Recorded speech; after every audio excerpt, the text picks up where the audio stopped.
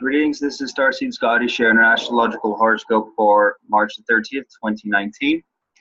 Thank you for joining. Let's have a look at the transits of the day.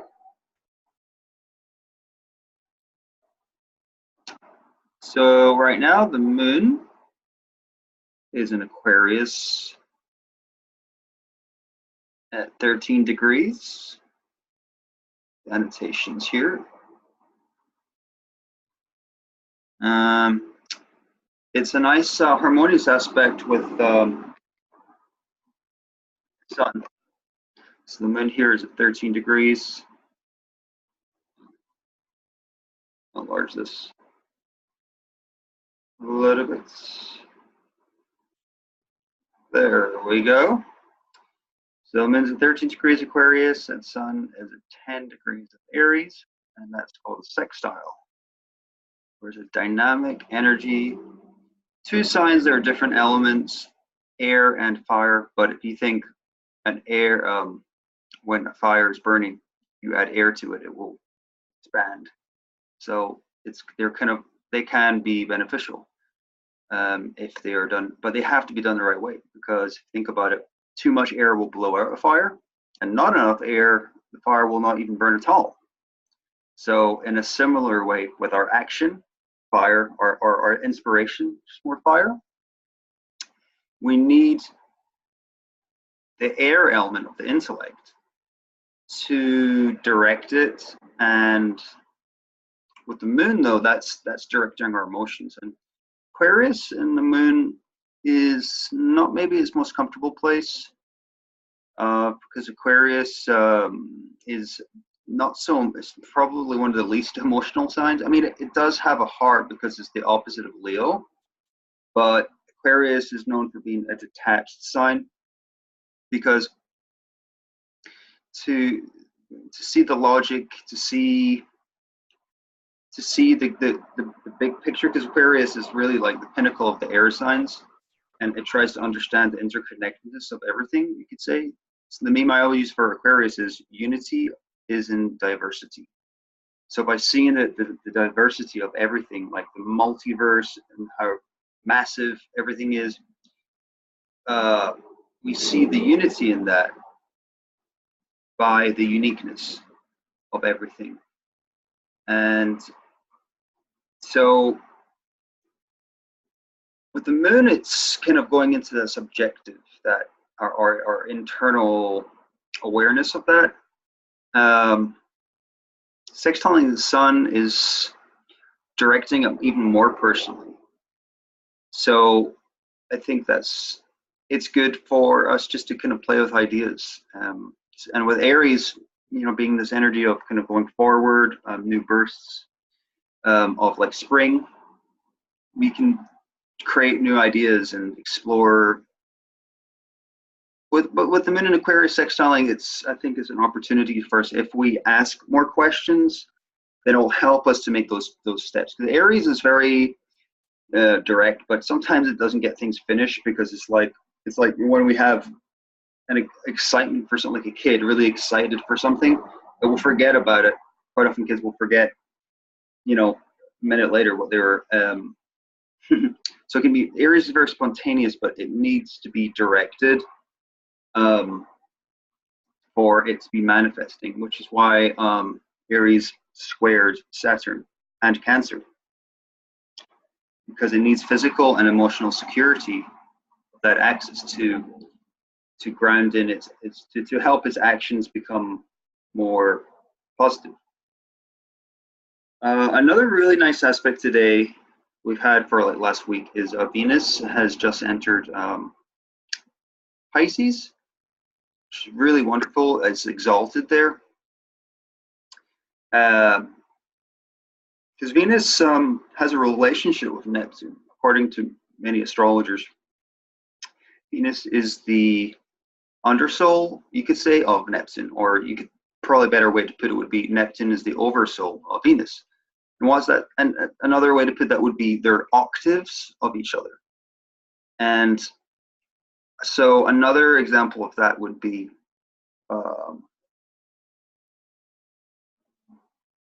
Mars and Pluto. So Mars would be the lower octave and Pluto would be the higher octave. It doesn't mean they're better or worse, it's just different dimensions of a certain frequency of energy. So with Venus and Neptune, it's all about love. So Venus would be kind of the physical love, Taurus, the mental love, Libra.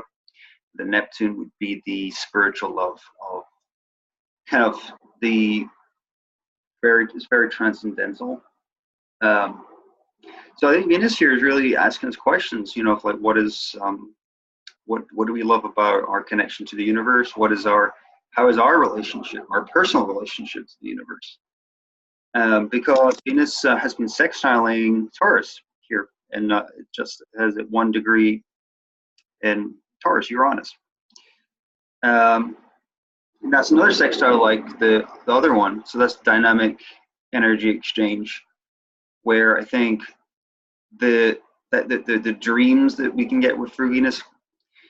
What comes to me with Venus and Pisces is the love of music, daydreaming, because Venus is very much about the sensual pleasure, exploration, the inner world, and cultivating that. And sextiling with Uranus, I think it's that inspiration that Venus can have can help us manifest with our new quantum. Uranus Taurus is really all about creating a new physical world for us all.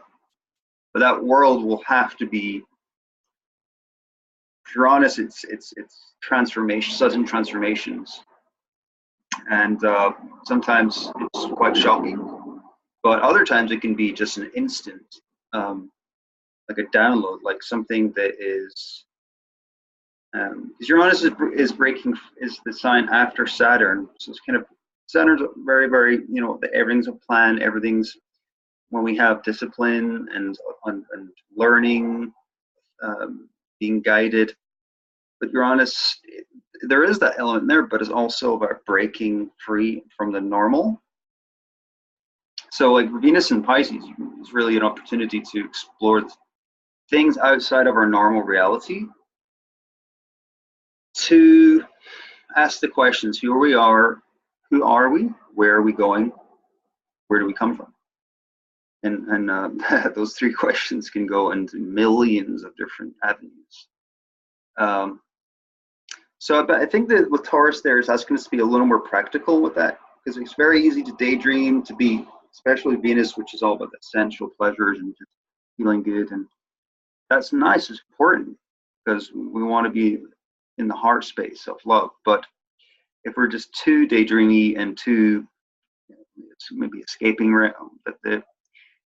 the daily things of reality, that the the direct things, then we might not, it might not manifest. It might just be air. It might just be dreams. But Uranus and Taurus is really, really, really an energy that I think is going to ask us, how can we manifest, bring our dreams to reality, bring heaven to earth? So yeah, that's a nice aspect.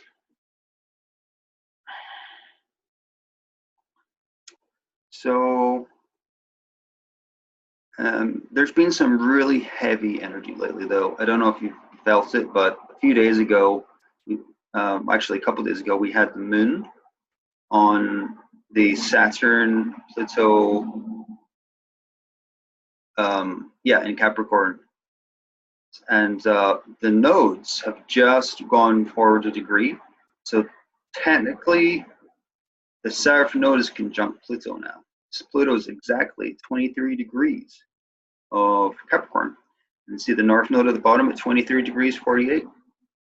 So they're not exact, but it's in the same degree. So that is activating this cycle. And from what I heard of the Leo King, astrologer, he said that this is a 500-year cycle. So the South node hasn't conjoined Pluto and Capricorn for 500 years, according to him. And that resonates, because Pluto's a very slow-moving planet. And so if you think 500 years ago, what has happened since then? You know, I mean, there's been massive transformations in industrial evolution, Renaissance, technology, But with the Capricorn energy, it's really like, you think how corporations have pretty much taken over the world. And, maybe 500 years ago, I haven't released the history, but it's a fascinating area of astrology to see how the transits can reflect epochs and times and evolutions. And it's quite amazing how correct that is. But yeah, with Pluto Capricorn, I did a little research, and the theme I got was that corporations have pretty much like became almost like a religion, or and Capricorn's all about that, control, authority, external control, external security, and businesses or corporations have become so massive. There's like, the mega corporations that have more power than nations now, and it's fascinating. And I think that's a cultural trend that will continue. But Uranus and Taurus, I think, that will be trining. Actually, not really. It's probably going to be.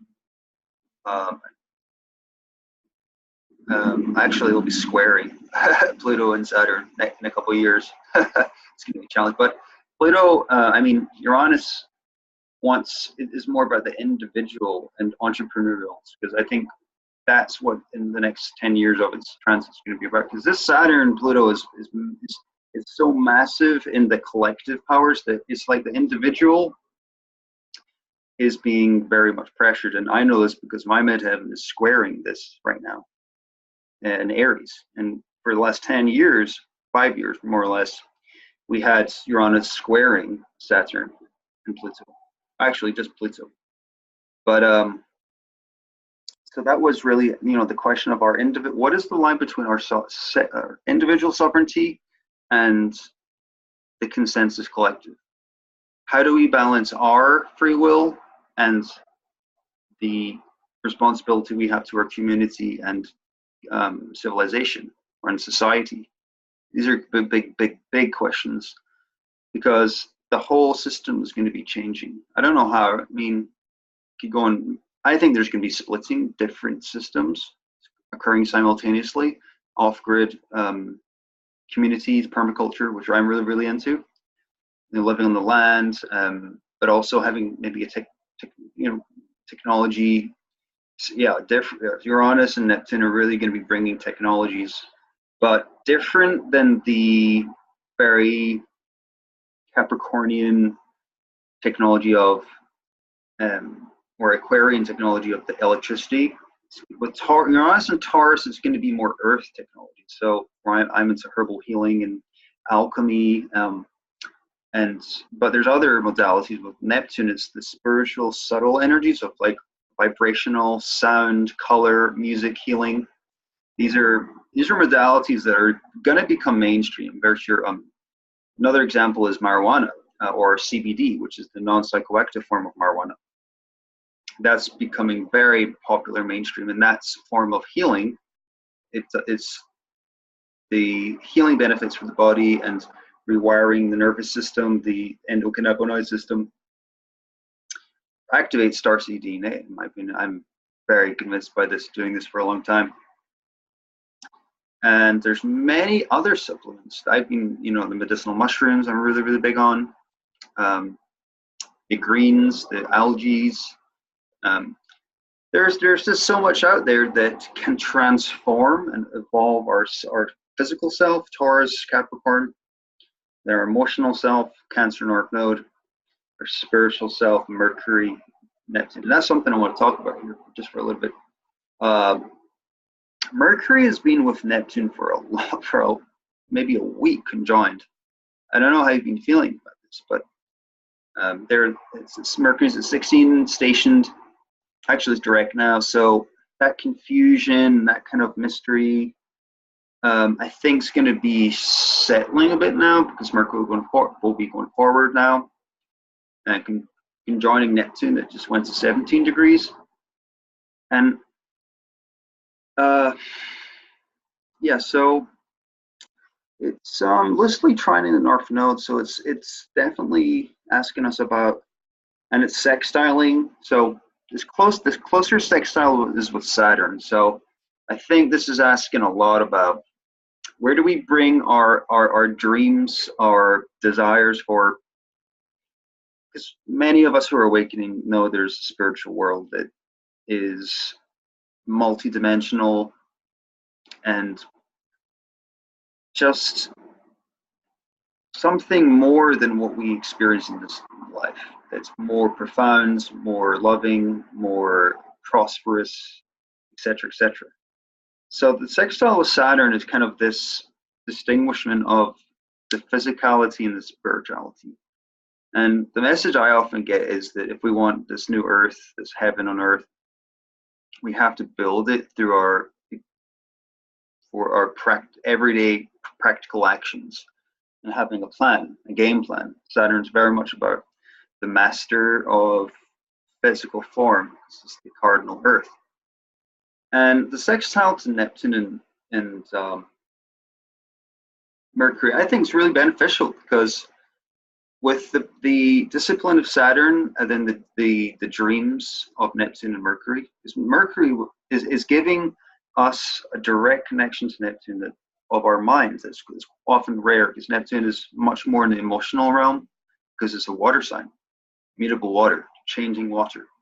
Mercury there is bringing our attention, and we might not be aware of it exactly, but I think when we combine our feelings and thoughts, there's this beautiful marriage, alchemical marriage that can come, where we're guided by a heart and we're led by the choice that the mind can manifest from there.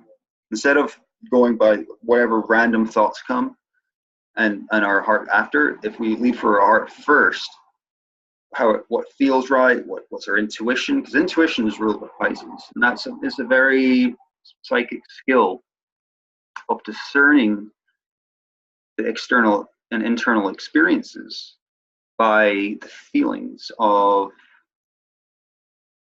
the subtle feelings, the nuances, the gut feeling. Quite often we have in a circumstance, it looks perfect on paper. They're saying that, whatever circumstance, the right words are coming out, the right there's opportunities. But if it doesn't feel right, there's a gut feeling, then that's our intuition coming through. Vice versa, our intuition can, if we have doubt or fears in our mind, that Mercury can often be like irrational fears or genuine fears, that our intuition can guide us to make that leap of faith. So a lot of the stuff in the new earth we have to, and this is going to the South Node, that Mercury will be conjoined the South Node in Capricorn. This energy we have to release. It's darkest before dawn, or another way to put it would be, we can only go forward when we release what we're holding on to. And with this Saturn, or I should say Pluto South Node conjunction, South Node is the past.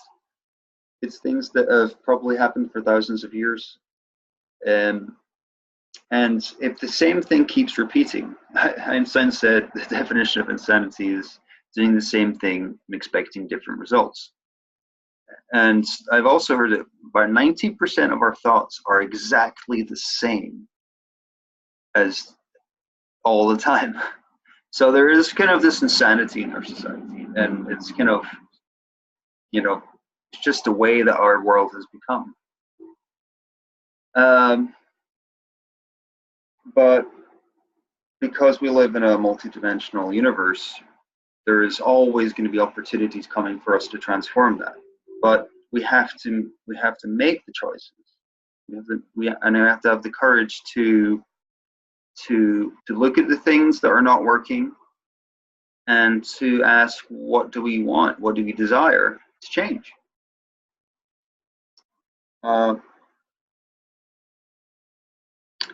So yeah, the Piscean realm of Mercury, Neptune, and Venus approaching, I think, can help guide Saturn.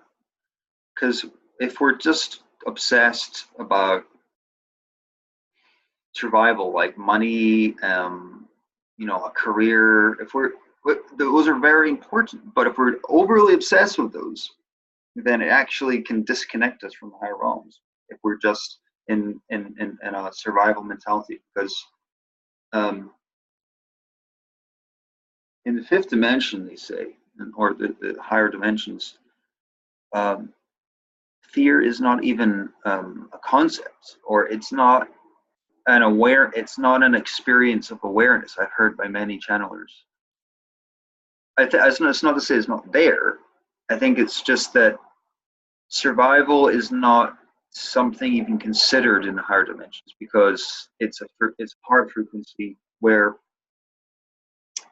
there is a trust and a faith, which is Pisces keywords, in that there's a divine intelligence that is always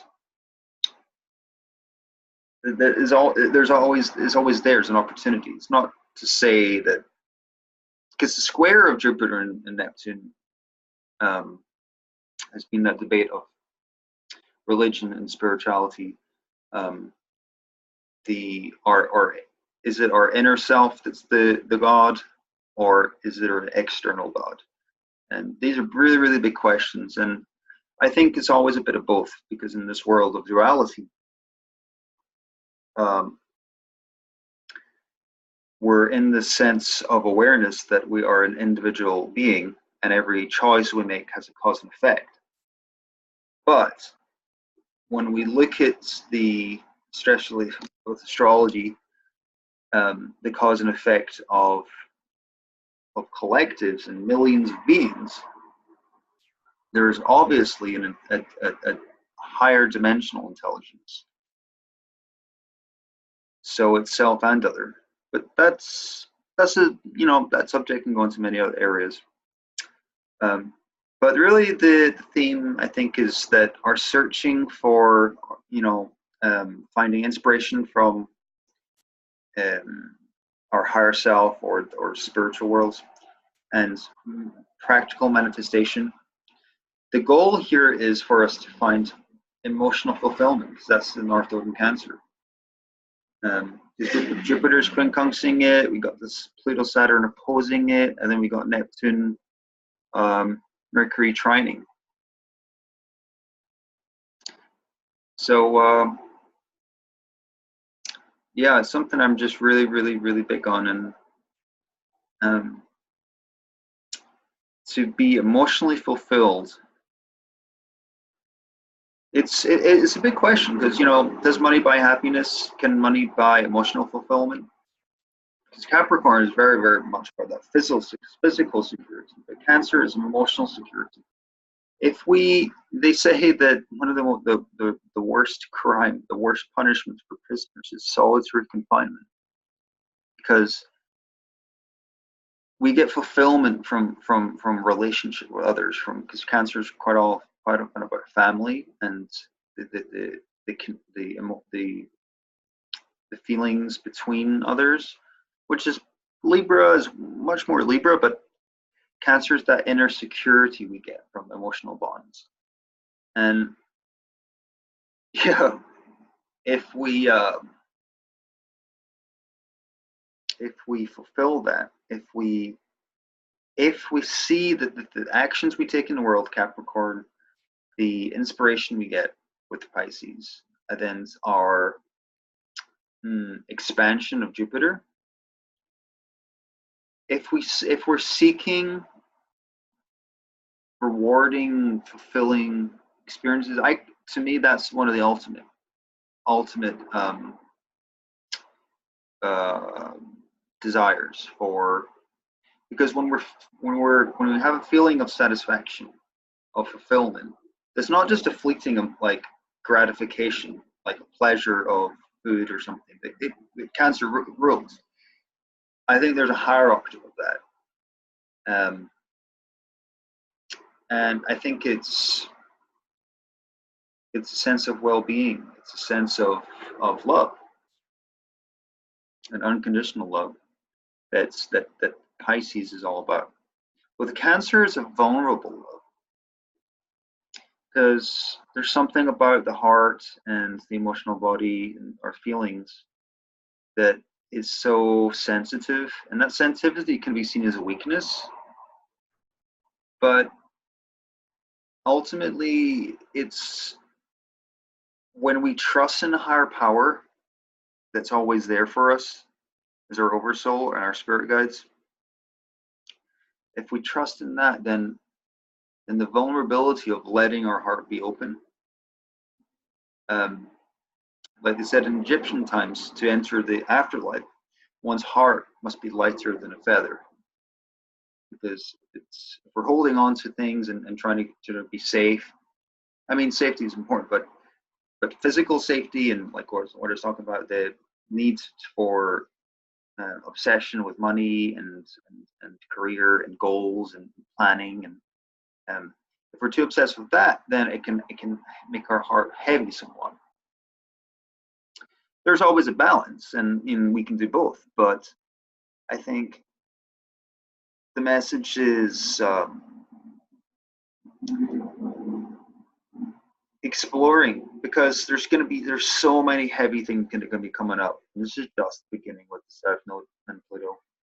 Pluto is our fears are going to be coming up, and the challenge I think is to face our fears and to see them as it's almost like old parts of us, to own ownership. I'm really big on shadow work because I got a lot of suns in the 8th house, and the Scorpio 8th house connection is the underworld, but it's also mysticism and magic. Because one, some kind of Buddhist monk said that in order for a lotus flower to bloom, which represents enlightenment, samadhi, it has to grow in the dirt, or the actual pond that's full of literally like dirt, and it looks displeasing. It's because it's composted, is decaying, is dead matter, literally things that are dying. But that composting is the transformation of death back into life, that allows the nutrients for that beautiful lotus flower to blossom. And this is kind of a metaphor of what Saturn, and much more Pluto. Saturn is kind of giving us the structure, the foundation, so that we don't fall apart. And also the foundation so that we can, because that even those words, we cannot build a house on just anywhere. There has to be a foundation. I don't know how they do it, but it's basically to make sure that it's stable. Because if we build a new life on something that's unbalanced, then it's just going to be chaos, which everything already is. So I think if we actually try and build new structures that are creative, then things might go forward. But Pluto is, I've heard a really nice analogy that it's the composter, it's the transformer. And there's so much in us that it's kind of, you could say it just needs to be recycled, because we were in a system that is very corrupt in many ways, and there's many things that are just dysfunctional. So it's our opportunity as individuals to recycle our own self. And by doing that, we can upgrade, just like you can buy our computer, we can get better software or hardware, which is our physical healing. But the software is the programming of our mind and soul, that we can deprogram the old stuff, then and reprogram and download, whatever a version of ourselves we prefer that feels better, Cancer, that functions better physically, Capricorn, and is more spiritual for the greater good of all, helping us and others ultimately, which is Pisces and Jupiter. So Mars at 29, Taurus, it's on a star cluster called the Pleiades, activating Pleiadian star seeds. And that's been trining Pluto,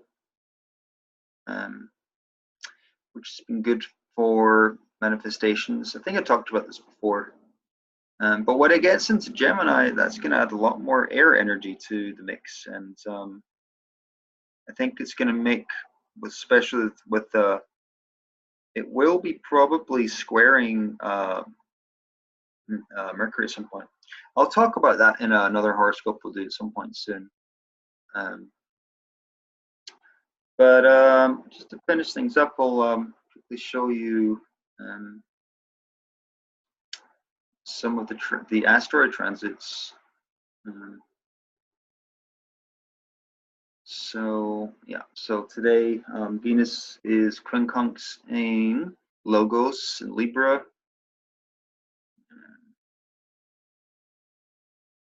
Logos probably represents logic, I'm not too sure.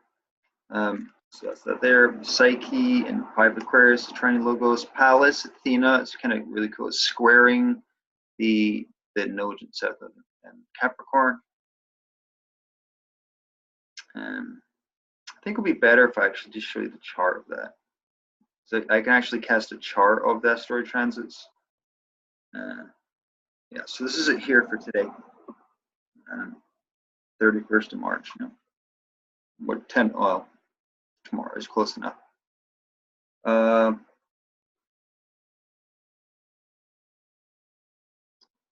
So yeah, what I thought was interesting is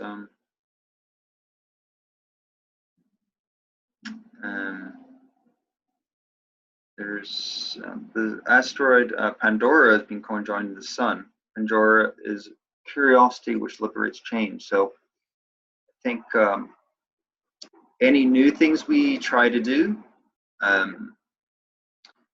with this asteroid Pandora, it's like if we do something for the first time, it opens up just like that the myth of Pandora, like nothing is ever the same. And I can say that for a lot of the spiritual work I've done. I listened to many podcasts and YouTube videos of different healers and astrologers, and when I learned something new that they teach from their perspective, it completely changed. It can change everything that I've ever known by cross-referencing my knowledge with their knowledge. And you know, it's just fascinating. And I think with this Aquarian age, the mid-Aquarius now, this is how we can start to innovate by seeing different perspectives and you know, examining how we all fit together, because we're all united by our uniqueness, but we are only united when we use the awareness of our uniqueness to share it with the diversity of each other. So Aquarius, because Aquarius is very much just co-ruler of Capricorn, with Saturn, I should say. So there's definitely this thing of society evolving by the Capricornian discipline with the Aquarian innovation. And the next 5-10 years is really going to reveal this. Of those who are doing the work for this and those who are not, will reflect probably the reality that we will live in.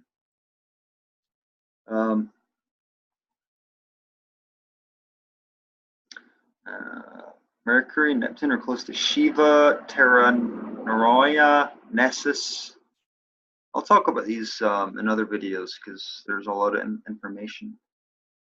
They have fascinating stories. A lot of them. So in the south, the north node, we've got Cialaris, Dionysus. So I look for where the planet is, and I look for within a 2 degrees, maybe 2 to 5 degree orb. Planet is really like, you could say, the chakra, or the chakra of our energy. So it's the energies that are much we can really closely relate to.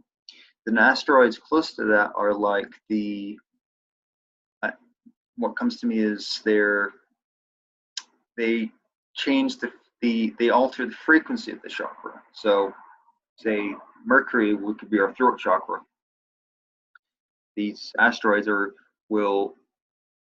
can reveal how our communication and our thinking can be affected. Yeah, it's fascinating. It really is.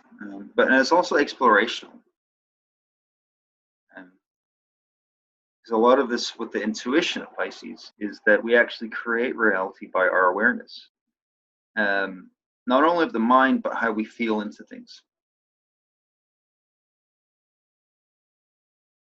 So yeah, I think I'd rather go into this when I'll talk about in depth these many of these asteroids. But just as a quick reference, Chiriclo is really close to Pluto at 24 degrees. So if you do want to study those, just go into the search engine, for example, type Chiriclo.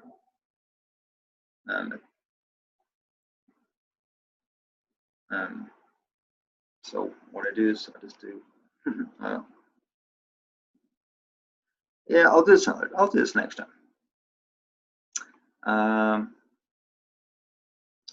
So yeah, thanks for watching. Yeah, the Moon in Aquarius for today and tomorrow. It's just good place for a sextile in the Sun, for us just to explore ideas. Moon in Aquarius is somewhat detached, so I think it's good for us to step aside from our day-to-day routines and look at them from a bird's eye view, and to see the things that are holding us back, things that we have that get emotional triggers, and to observe the triggers and see where the thoughts are relating to those. So quite often I'm kind of experiences of pain, and I ask myself with the Buddhist mantra, pain is inevitable, but suffering is optional. And so, when we're in agonizing pain, that's quite a tricky one for the ego, our Aquarian ego, to accept. But when we put our Leonie heart, which is the opposite of Aquarius, and if our heart is into the power of what we love and care about, then we can overcome pain. And pain actually is not even the same as the fear from that. So awareness is really a big part of this. And when we connect, Aquarius is the mental realm with the emotional realm. It's the idea is to try and balance them. Aquarius can get a little too scientific about this and seeing everything as an experiment, and very alien quality to Aquarius. But I think when we use the group energy to see that we can learn much in relationships with groups, and but yeah, it's just a good time to explore, especially with Mercury and Neptune. Ask questions. What is the meaning of the why are we here? Where are we going? And where do we come from? Thanks so much for watching. Until the next time, aloha from Hawaii, and keep shining like the star seeds that you are.